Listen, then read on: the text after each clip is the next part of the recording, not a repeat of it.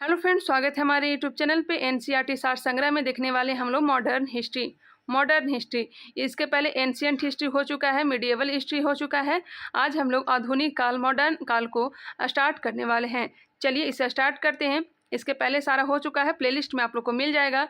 यह जो आधुनिक काल है बहुत लंबा चौड़ा यह पार्ट है, इसलिए इसका 2-3 वीडियो में हम लोग देखने वाले हैं। चलिए इसे स्टार्ट करते हैं। आधुनिक भारत का इतिहास। अगर आप लोग नए हैं तो हमारे चैनल को सब्सक्राइब कर लें। मैं ज़्यादा तो सब्सक्राइब करने के लिए बोलती नहीं हूँ, लेकिन अगर आपकी इच्छा है तो आप सब्सक्राइब कर सकते हैं। चलिए बिल्कुल भी ना देरी करते हुए स्टार्ट करते हैं। चलिए, व्यापार हेतु समुद्री मार्ग से भारत आने वाले प्रथम यूरोपीय कौन थे? व्यापार हेतु समुद्री मार्ग से भारत आने वाले प्रथम यूरोपीय कौन थे? तो यह थे पुर्तगाली। बिल्कुल आराम से चलेंगे, साथ साथ याद करने का प्रयास भी करेंगे। यूरोप से भारत आने के लिए समुद्री मार्ग की खोज किसके द्वारा की गई थी? तो यह की गई थी वास्को डी गामा। भारत आगमन हुआ था 17 मई 1498 को। 17 मई 1498 ईस्वी को। कालीकट बंदरगाह के तट पर किसने वास्को डी गामा का स्वागत किया था? तो यह किया था जमोरिन ने स्वागत किया। स्थानीय शासक था जमोरिन, उसी ने स्वागत किया था वास्को डी गामा को।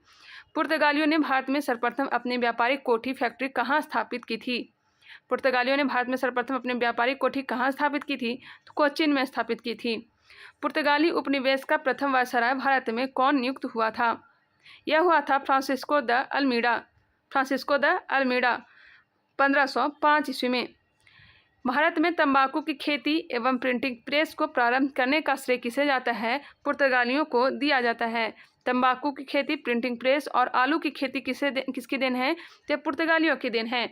भारत में प्रथम प्रिंटिंग प्रेस की स्थापना 1556 ईस्वी में गोवा में की गई थी। भारत में प्रथम प्रिंटिंग प्रेस की स्थापना कब की गई थी? तो 1556 ईस्वी में कहाँ की गई थी? तो गोवा में की गई थी। चलिए आगे बढ़ते हैं। हिंद महासागर में व्यापार को नियंत्रित करने के लिए शांत या नीले जल की नीति ब्लू वाटर पॉलिसी किसने लागू की थी? ब्लू वाटर पॉलिसी किसने लागू की थी? Francisco de Almeida. इसको इस तरह से याद रखिएगा। एक क्या है? नीले जल मतलब जल है, मतलब पानी है। पानी का रंग कैसा होता है? तो नीला होता है, तो नीले जल की नीति हो गया। और पानी क्या है? तो यह मीठा होता है। क्या होता है? मीठा होता है। तो क्या हो जाएगा इसका आंसर? अल्मीडा। मीडा में भी मीठा आ रहा है, मीडा को रिलेट कर सकते हैं मीठा से।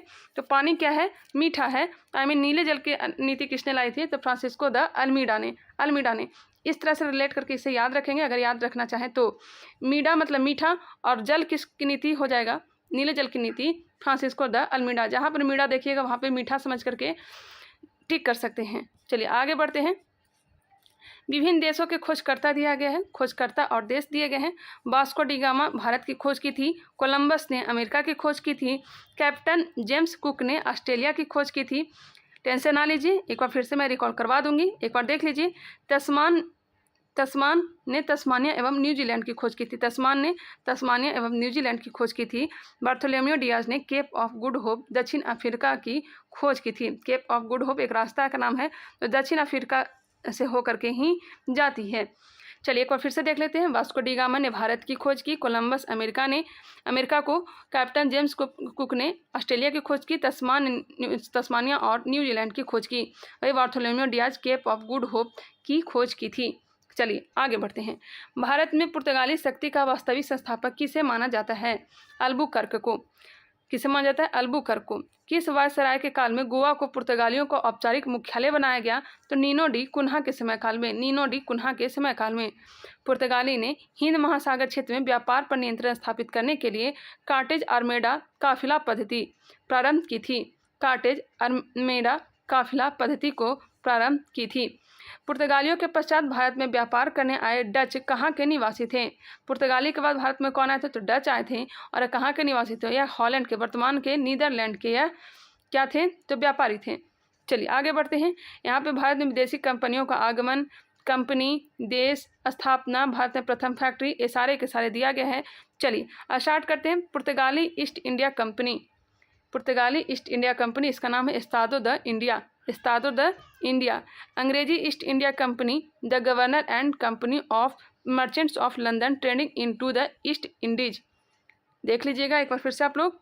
United East India Company of Netherlands, सारे कंपनी का नाम है। डेनिश ईस्ट इंडिया कंपनी, फ्रांसीसी East India company, the Indians orientals भी कहा जाता है, द इंडियस ओरिएंटल्स भी कहा जाता है। पुर्तगाली कंपनी का नाम है एस्तादो द इंडिया। ईस्ट इंडिया कंपनी, अंग्रेजी ईस्ट इंडिया कंपनी का नाम the governor and company of merchants of London trading into the East Indies. वही नीदरलैंड्स का है United East India Company of Netherlands. Danish East India Company, फ्रांसीसी East India Company. चलिए आगे बढ़ते हैं। पुर्तगाल भारत कब आया था? क्या आया था? 1498। 1498 में इसकी कंपनी की स्थापना की गई थी। स्थापना कंपनी की गई थी 1498 को। अंग्रेजी ईस्ट इंडिया कंपनी की स्थापना 31 दिसंबर 1600 को की गई थी। हॉलैंड कंपनी की स्थापना की गई थी। डच ईस्ट इंडिया कंपनी की स्थापना की गई थी 1602 में। डेनमार्क का 1616, फ्रांस का 1664। एक बार फिर से देख लेते हैं। पुर्तगाली कंपनी 1498, ब्रिटेन कंपनी की स्थापना 1600, हॉलैंड कंपनी डच कंपनी की स्थापना 1602 में हुआ था। डेनमार्क का 1616 और फ्रांस का हुआ था 1664। पुर्तगालियों ने अपनी फैक्ट्री कहाँ स्थापित की थी? तो पहली फैक्ट्री स्थापित की थी कोची में। अंग्रेज ने सबसे पहले फैक्ट्री स्थापित की थी सूरत में। डच पहली फैक्ट्री मुस्लिमपट्टनम। और ये क्या दिया हुआ था? डेनिश ने अपनी फैक्ट्री स्थापित की थी त्रावणकोर में। और फ्रांसीसी ने अपनी कंपनी स्थापित की थी सूरत में। एक बार इसका स्क्रीनशॉट लेना चाहें तो ले सकते हैं। पुर्तगाली ईस्ट इंडिया कंपनी की स्थापना 1498, अंग्रेजी ईस्ट इंडिया कंपनी की स्थापना 1600, डच ईस्ट इंडिया कंपनी की स्थापना 1602, डेनिश ईस्ट इंडिया कंपनी की स्थापना 1616, फ्रांसीसी ईस्ट इंडिया कंपनी की स्थापना 1664। पुर्तगाली का पहला फैक्ट्री था कोचीन, अंग्रेजी ईस्ट इंडिया कंपनी का प्रथम फैक्ट्री था Surat, Dutch East India Company का पहली factory Masulipatnam, Danish East India Company का हो जाएगा त्रावणकोर और फ्रांसीसी ईस्ट इंडिया कंपनी का हो गया सूरत। चलिए आगे बढ़ लेते हैं। यूरोपीय व्यापार का भारत आगमन क्रम दिया गया है। पहली बार भारत आया था पुर्तगाली। कौन आया था? पुर्तगाली आया था। उसके बाद आया है डच, पुर्तगाली, उसके बाद डच आया है। डच के बाद कौन आया है? तो अंग्रेज ब्रिटिश।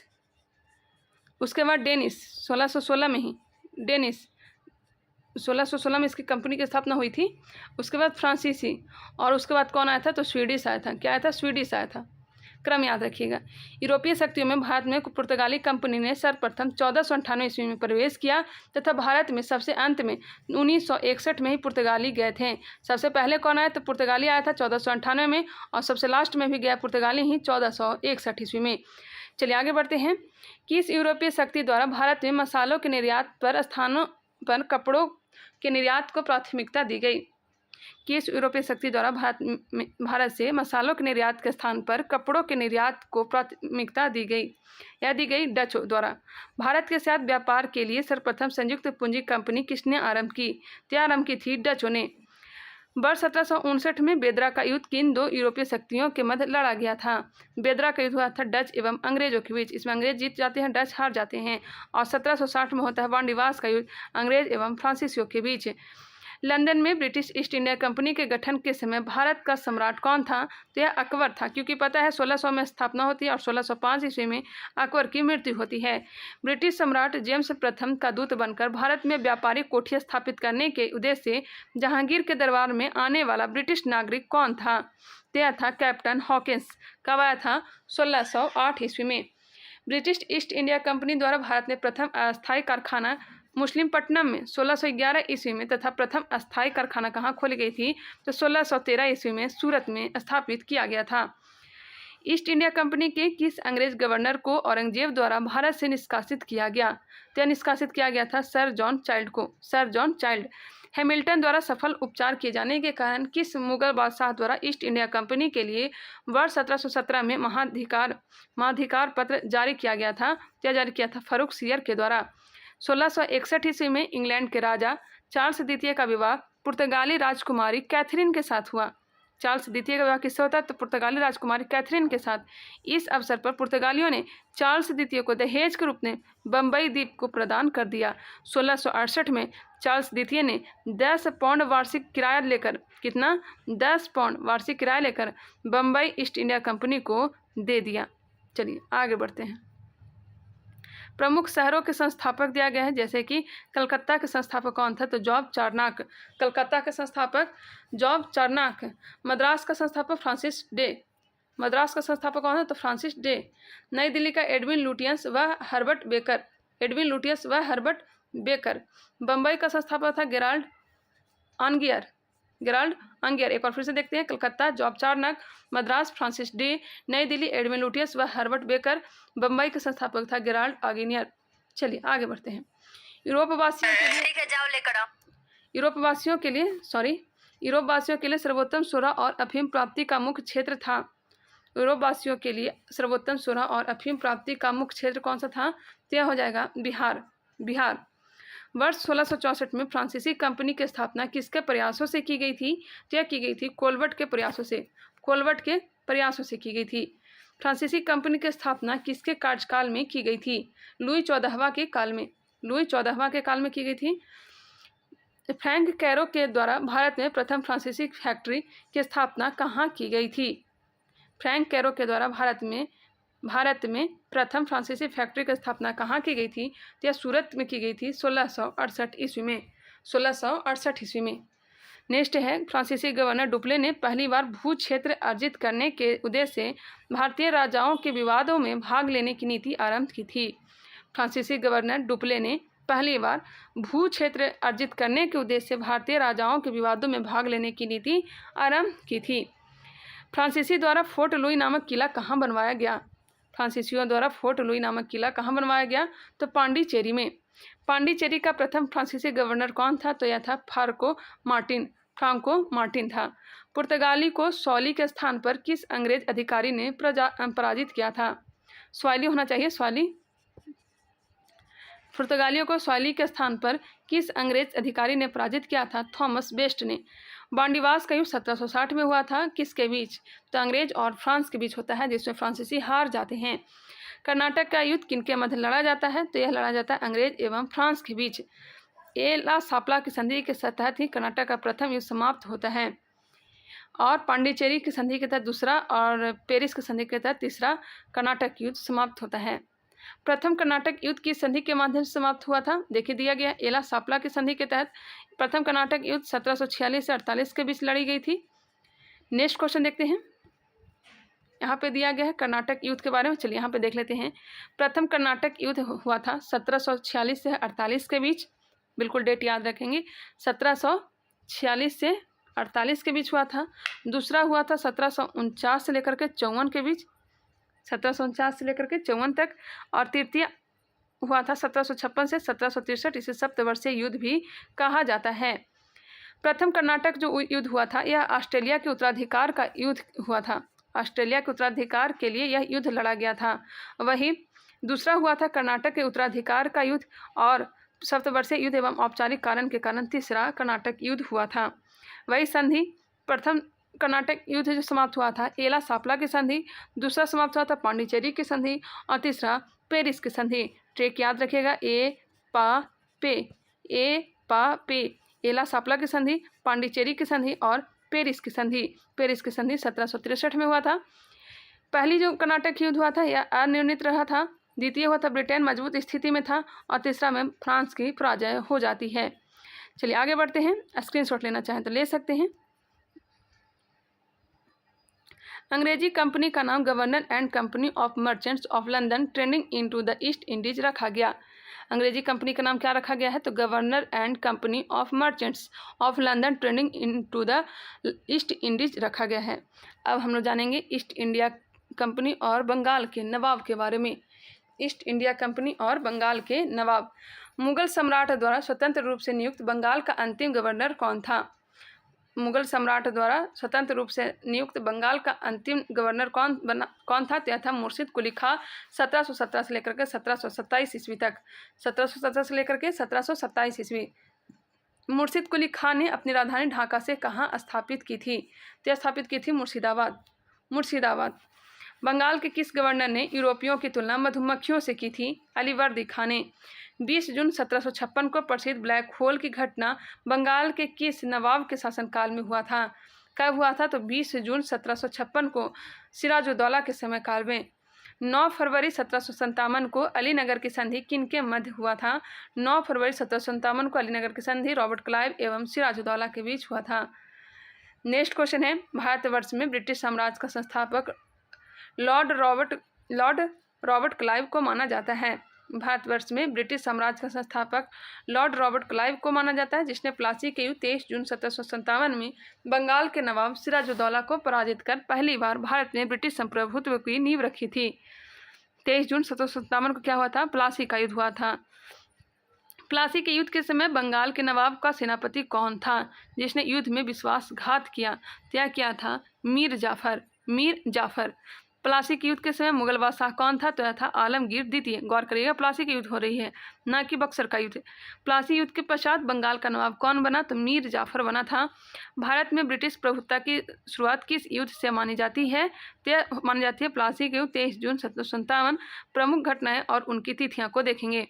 ब्लैक होल की घटना कब हुई थी? तो 20 जून 1756 को।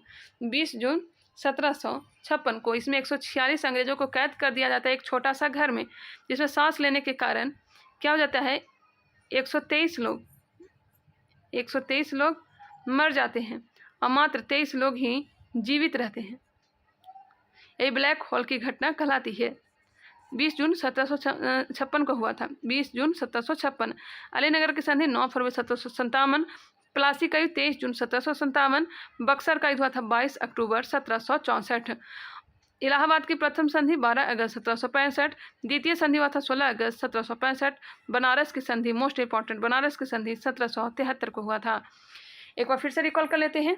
ब्लैक होल की घटना 20 जून 1756 को हुआ था ब्लैक होल की घटना। अलीनगर की संधि जो हुआ था 9 फरवरी 1757 को। 9 फरवरी 1757 को। प्लासी का युद्ध 23 जून 1757 को। बक्सर का युद्ध 22 अक्टूबर 1764। इलाहाबाद की प्रथम संधि 12 अगस्त 1765। इलाहाबाद की द्वितीय संधि 16 अगस्त 1765 और बनारस की संधि 1773 को हुआ था। वर्ष 1842-44 तक गवर्नर जनरल रहे लॉर्ड एलनबरो का कार्यकाल कुशल आक्रमणता की नीति का काल माना जाता है। किसके काल को कुशल आक्रमण्यता की नीति के काल को जाना जाता है? तो लॉर्ड एलनबरो के कार्यकाल को कुशल आक्रमण्यता की नीति का काल माना जाता है। आगे बढ़ लेते हैं। वर्ष 1760 में अंग्रेजों ने मीर जाफर को हटाकर किसे बंगाल का नवाब बना दिया? मीर जाफर को हटा करके मीर कासिम को फिर से नवाब बना दिया जाता है। मीर कासिम को नवाब बना दिया जाता है, सॉरी फिर से नहीं, मीर कासिम को बनाया जाता है। 22 अक्टूबर 1764 को बक्सर के युद्ध में अंग्रेजों ने मीर कासिम, अवध के नवाब सुजाउद्दौला और दिल्ली के मुगल सम्राट शाह आलम द्वितीय की सम्मिलित सेना को पराजित किया था। नेक्स्ट है, बक्सर के युद्ध के समय ब्रिटिश सेना का सेनापति कौन था? बक्सर के युद्ध के समय ब्रिटिश सेनापति कौन था? तो हेक्टर मुनरो था। बक्सर के युद्ध के समय बंगाल का नवाब कौन था? तो मीर जाफर था। क्योंकि मीर जाफर पहले था, मीर जाफर को हटा करके मीर कासिम को बैठाया गया। फिर आके नहीं, मीर कासिम से अच्छा तो मीर जाफर ही है, तो फिर से मीर जाफर को बैठाया जाता है। और जैसे ही मीर जाफर गद्दी पर बैठता है, मीर कासिम विद्रोह कर देता है और बक्सर का युद्ध को देखने को मिलता है। इसमें शामिल कौन कौन होते हैं? तो अवध के नवाब सुजाउद्दौला और मुगल शासक शाह आलम द्वितीय। बक्सर युद्ध के पश्चात इलाहाबाद की प्रथम संधि होती है। कब? तो 12 अगस्त 1765 को। कब होती है? यहाँ पे दिया गया था 12 अगस्त 1765 को। सही है, 12 अगस्त 1765 को पहली और 16 अगस्त को द्वितीय संधि हुई थी। इलाहाबाद की प्रथम संधि मुगल सम्राट शाह आलम द्वितीय, बंगाल के नवाब नजमुद्दौला, किसके साथ? नजमुद्दौला के साथ, क्योंकि मीर कासिम मारा जाता है और बंगाल के नवाब उस टाइम नजमुद्दौला होता है, तथा क्लाइव के मध्य तथा इलाहाबाद की द्वितीय संधि जो होती है या क्लाइव तथा अवध के नवाब सुजाउद्दौला के मध्य संपन्न होती है। कंफ्यूज नहीं होइएगा। पहली जो संधि होता है या किसके बीच होता है? तो शाह आलम द्वितीय, क्योंकि यह मुगल शासक था। और किसके बीच? बंगाल का नवाब उस टाइम था नजमुद्दौला। कौन था? नजमुद्दौला। इसी के बीच इलाहाबाद की प्रथम संधि 12 अगस्त 1765 को होती है। और द्वितीय संधि कब होती है? तो क्लाइव और इलाहाबाद अवध के शासक सुजाउद्दौला के मध्य होती है। द्वितीय संधि रॉबर्ट क्लाइव और अवध के नवाब कौन थे? सुजाउद्दौला। ये दोनों के बीच 16 अगस्त 1765 को द्वितीय इलाहाबाद की संधि होती है। चलिए आगे बढ़ते हैं। किस संधि के तहत किस संधि के माध्यम से अंग्रेजों को बंगाल, बिहार और उड़ीसा की दीवानी प्राप्त हुई? क्या प्राप्त हुई थी? इलाहाबाद की संधि के द्वारा।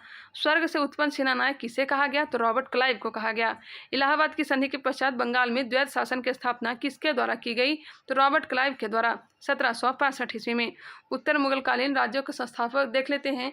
बंगाल के संस्थापक कौन थे? मुर्शिद कुली खां। बंगाल 1717 से लेकर 1727 ईस्वी तक काल है मुर्शिद कुली खां का। हैदराबाद का निजाम उल मुल्क चिनकिली का नाम जाना जाता है 1724 ईस्वी में। भरतपुर 18वीं शताब्दी चूड़ामन या फिर बदन सिंह, चूड़ामन या बदन सिंह। कर्नाटक 18वीं शताब्दी में शहादत उल्ला खां, कर्नाटक की स्थापना शहादत उल्ला खां। अवध 1722 से 24 शहादत खां या फिर बुरहान उल मुल्क, बुरहान उल मुल्क। जयपुर का संस्थापक कौन थे? सवाई राजा जयसिंह, सवाई राजा जयसिंह। रुहेल पठान मोहम्मद खां बंगस, रुहेल पठान मोहम्मद खां बंगस। और मैसूर के संस्थापक कौन था? तो यह हैदर अली। एक बार फिर से रिकॉल कर लेते हैं। बंगाल का संस्थापक था मुर्शिद कुली खां, मुर्शिद कुली खां। हैदराबाद का हो जाएगा चिनकिलीज खां या फिर निजाम उल मुल्क। भरतपुर का हो जाएगा 18वीं शताब्दी में चूड़ामन या बदन सिंह। कर्नाटक का 18वीं शताब्दी में शहादत उल्ला खां, शहादत उल्ला खां। अवध का शहादत खां या फिर बुरहान उल मुल्क। जयपुर का संस्थापक सवाई राजा जयसिंह। रुहेल पठान का मोहम्मद खां बंगस।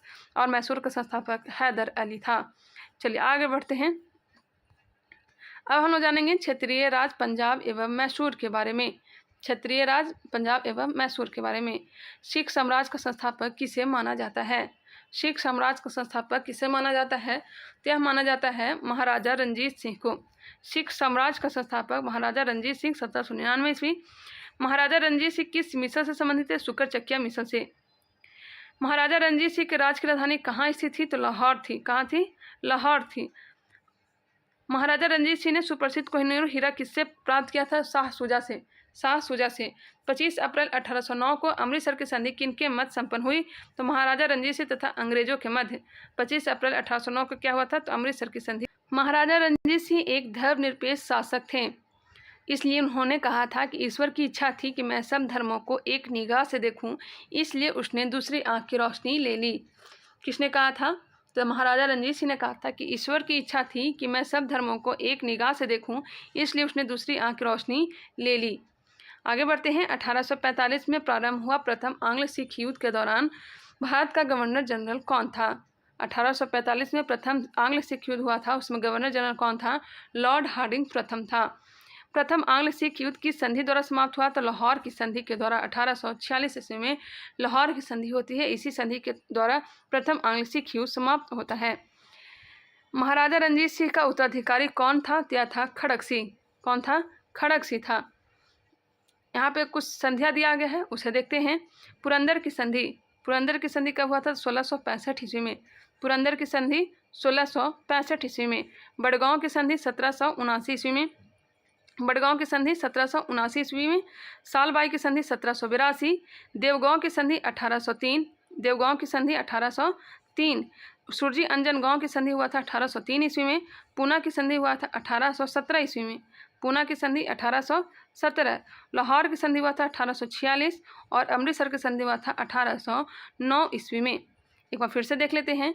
पुरंदर की संधि 1665, बड़गांव की संधि 1779, सालाबाई की संधि 1782, देवगांव की संधि 1803, देवगांव की संधि 1803, सुरजी अंजन गांव की संधि भी 1803 में ही हुआ है।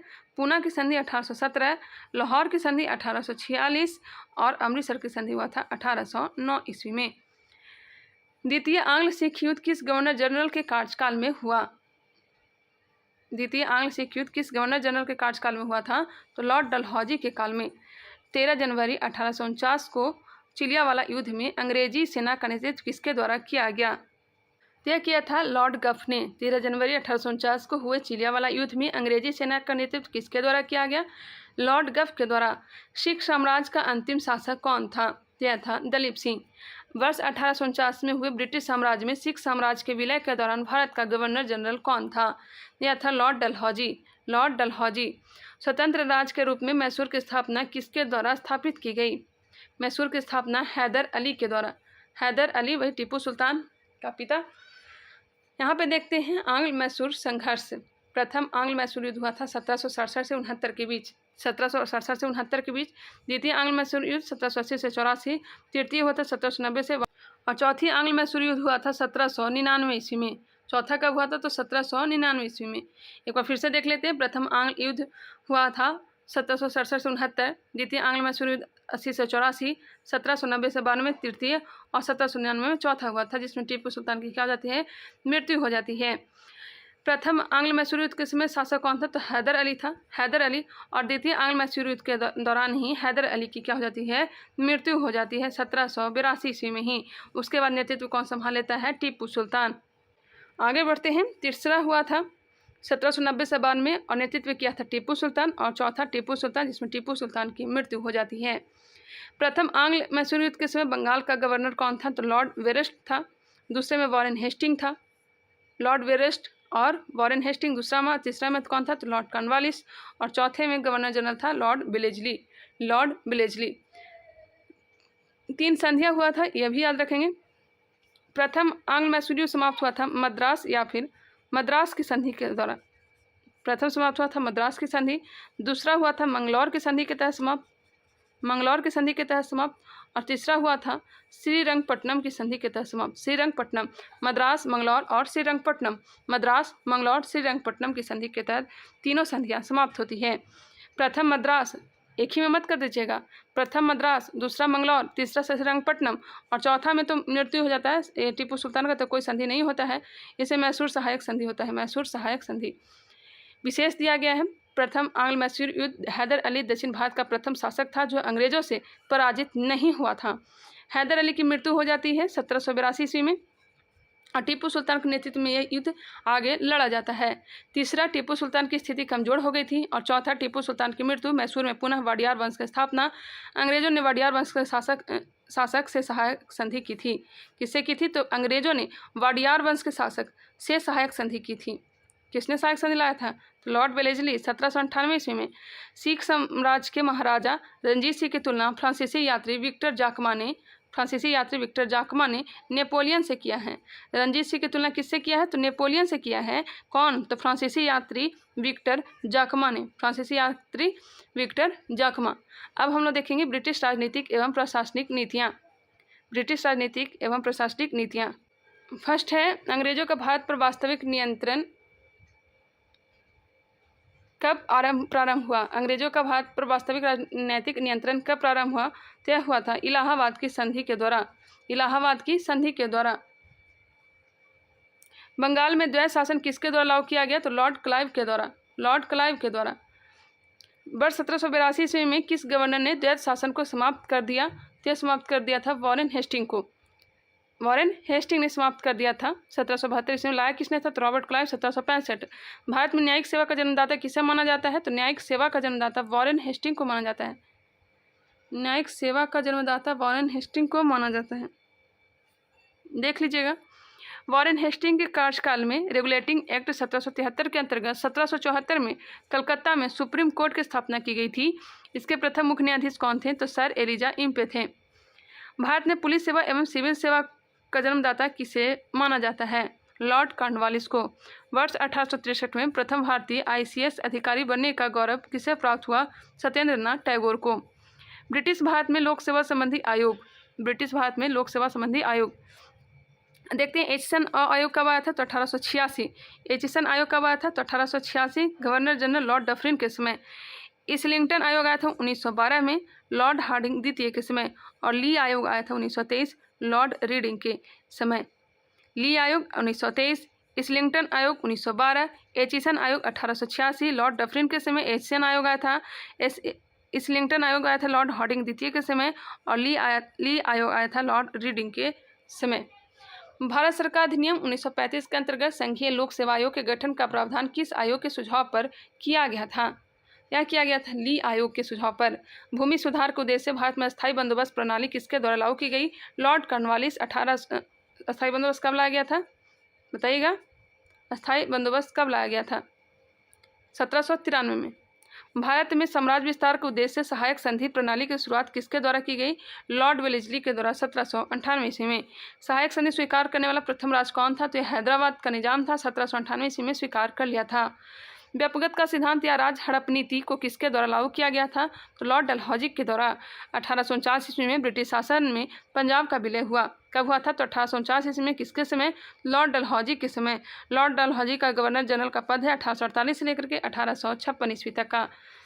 आगे बढ़ते हैं। राज हड़प नीति में कहा गया है कि ऐसे राज्य जिनका निर्माण अंग्रेजों के सहयोग से हुआ है उन्हें राज के उत्तराधिकारी के लिए गोद लेने का अधिकार नहीं प्राप्त होगा। क्या कहा गया है राज हड़प नीति में?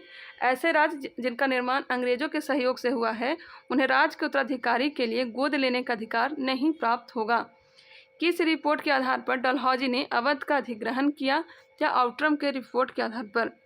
व्यक्तिगत सिद्धांत के अंतर्गत अधिकृत किए गए राज्य को देखेंगे। सतारा को 1848 में हड़पा गया। जैतपुर 1849। जैतपुर और संभलपुर को एक साथ याद रखिएगा 1849। सतारा 1848, जैतपुर और संभलपुर 1849। बघाट को 50 में हड़पा गया।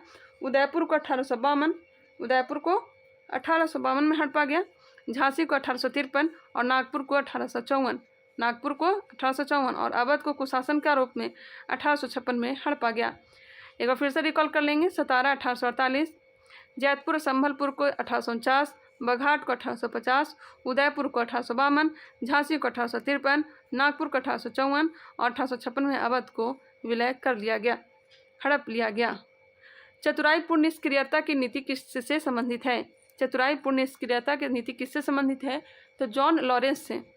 किस गवर्नर जनरल के कार्यकाल में भारत पर ईस्ट इंडिया कंपनी का शासन समाप्त हो गया? Lord Canning. वर्ष 1861 में भारतीय दंड संहिता इंडियन पिनल कोड किसके कार्यकाल में निर्मित की गई? तो लॉर्ड कैनिंग के कार्यकाल में। राज उपाधि अधिनियम 1876 पारित करके महारानी विक्टोरिया को कैसर ए हिंद की उपाधि प्रदान की गई। लॉर्ड लीटन के कार्यकाल में किस अकाल आयोग का गठन किया गया? आयोग का गठन किया था स्ट्रेची आयोग का। 1880 ईस्वी में भारत का प्रथम अकाल आयोग का गठन किया गया। भारत में अस्थायी स्वशासन का जनक किसे माना जाता है? अस्थायी स्वशासन का जनक माना जाता है लॉर्ड रिपन को। ब्रिटिश काल में विभिन्न क्षेत्रों पर अधिकार। नेपाल 1816, सिंध पे 1843, भूटान को 1865 पे अधिकार कर लिया गया और बर्मा पे 1885 ईस्वी में। एक बार फिर से देखते हैं। नेपाल को 1816 पे अधिकार कर लिया गया, सिंध को 1843 में अधिकार कर लिया गया, भूटान को 1865 में अधिकार किया गया, 1885 में बर्मा पे अधिकार कर लिया गया। नेपाल को लॉर्ड हेस्टिंग के समय काल में, सिंध को Lord Ellenborough, Bhutan Lord Lawrence और बर्मा को लॉर्ड डफरिन के समय काल में। डलहौजी 1848-1856 ईस्वी तक भारत का गवर्नर जनरल था। ये तो बता ही दिए। चलिए आगे बढ़ते हैं। अब हम लोग जानेंगे ब्रिटिश शासन का भारतीय अर्थव्यवस्था पर प्रभाव।